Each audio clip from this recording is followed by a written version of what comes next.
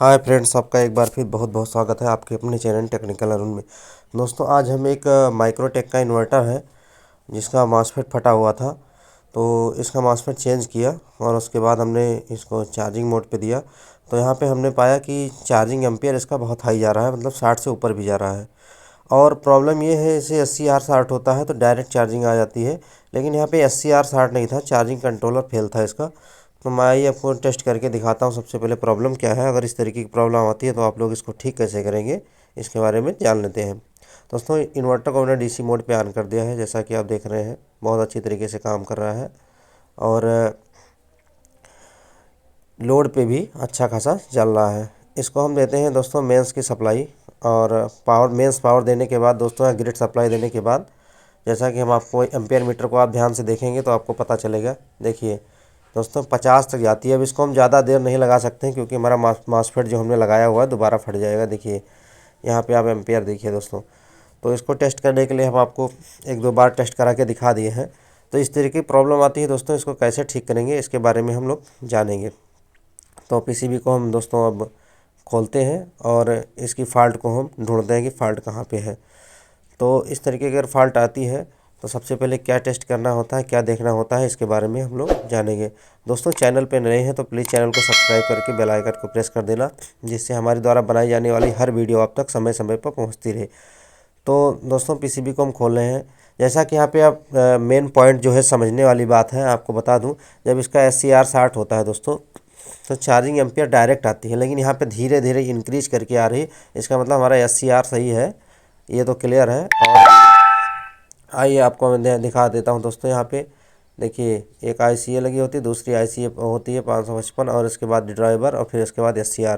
ये हमारा charging section हो जाता है LM324। और ये IC हो गई यहाँ पे, और इसके बाद SCR हो गया हमारा। तो जैसा कि यहाँ पे आप एक प्रिंट देख पा रहे हैं, ये प्रिंट यहाँ से सीधे LM324 को जाती है। यहाँ से जो सप्लाई निकलती है, देखिए हमारा नेगेटिव पॉइंट हो गया। उसके बाद यहाँ पे ये एक रजिस्टर लगी होती है, इसको रजिस्टेंस कह लेते हैं एक तरीके से। इसमें सिर्फ कुछ बोल्ट्स का, मिली बोल्ट्स का फ़र्क आता है।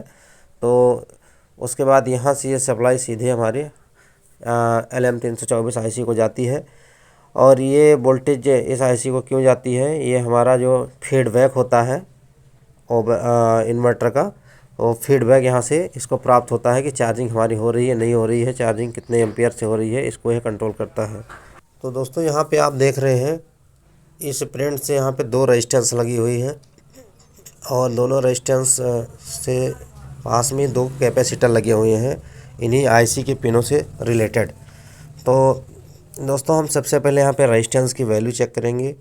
रेजिस्टेंस की वैल्यू शिफ्ट तो नहीं हो गई है, या रेजिस्टेंस ओपन तो नहीं हो गई है। और उसके बाद इसका PF चेक करें।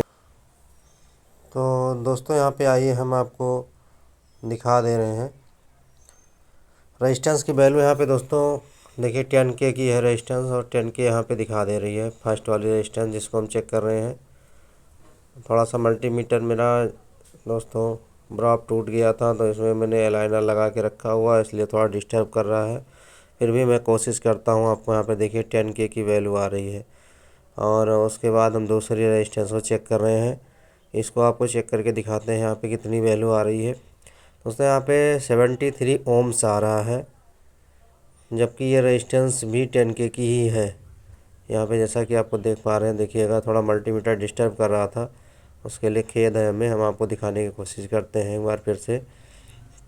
यहाँ पे आप देखिए वैल्यू जो है दोस्तों 73 74 ओम्स करके आ रही है।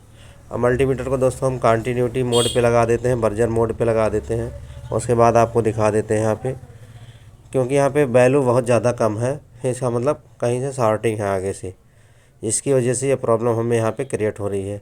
देखिए 57 ओम ब्रीफ की आवाज़ यहाँ पे आ रही है।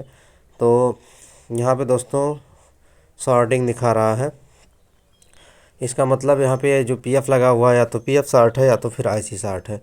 तो सबसे पहले दोस्तों हम ये जो PF लगा है, देखो मैं आपको जूम करके दिखा दिया दोस्तों, ये PF यहाँ पे वैल्यू बहुत कम आ रही है। तो सबसे पहले PF को हम ओपन करके देखते हैं। तो उसके बाद हम IC ओपन करेंगे।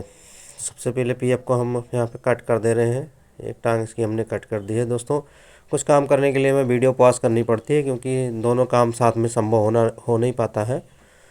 तो यहाँ पे दोस्तों अब मैंने इसको ओपन कर लिया है। उसके बाद भी चेक कर रहे हैं हमें, देखिए 57 ओम्स की वैल्यू आ रही है। इसका मतलब यहाँ पे अभी भी शॉर्टिंग है।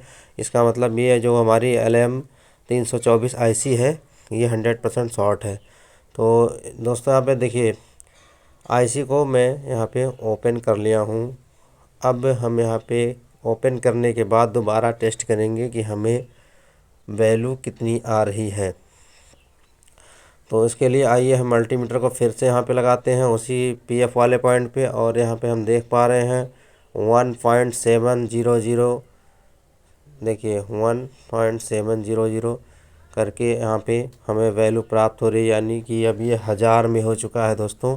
जो हमें ओम्स में मिल रही थी, अब यहाँ पे वैल्यू K में हो चुकी है। तो इसका मतलब अब यहाँ से शॉर्टिंग जो थी हमारी हट गई है। IC 100% ही ख़राब थी। यहाँ पे दूसरी IC इसकी जगह पे हम LM324 रिप्लेस कर देंगे, और रिप्लेस करने के बाद हम दोस्तों सेट को लगा के फिर देखेंगे आगे प्रॉब्लम्स कहाँ से आ रही है।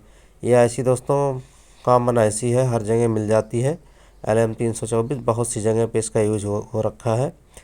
तो ये IC दोस्तों यहाँ पे अब मैंने लगा दी है सोल्डर करके, और इसको इन्वर्टर को फिट कर दिया पूरी तरीके से। अब हम 12 वोल्ट की सप्लाई इसमें सबसे पहले देंगे, और उसके बाद मेंस पे इसको चला के देखेंगे। तो यहाँ पे दोस्तों देखिए मेंस पे डालने के बाद चार्जिंग एम्पियर दोस्तों 20, 21, 22 के आसपास यहाँ पे आ गया है। अभी एम्पियर हाई नहीं जा रहा है, और इन्वर्टर हमारा अच्छी तरीके से वर्किंग मोड में आ गया है। चार्जिंग इंडिकेशन यहाँ पे दोस्तों मेंस, और अब मैं आपको देर तक दिखा सकता हूँ, क्योंकि हाई एम्पियर में अगर हम देर तक दिखाना चाहेंगे तो हमारा मॉसफेट फट जाएगा। तो इसके लिए हमने आपको ज़्यादा देर तक चालू नहीं किया था सेट।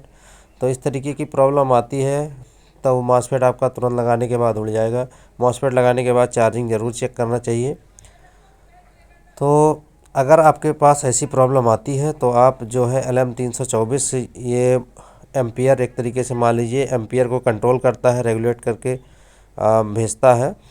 तो LM324 से जो फीडबैक प्राप्त होता है वही हमारा चार्जिंग कंट्रोल करता है।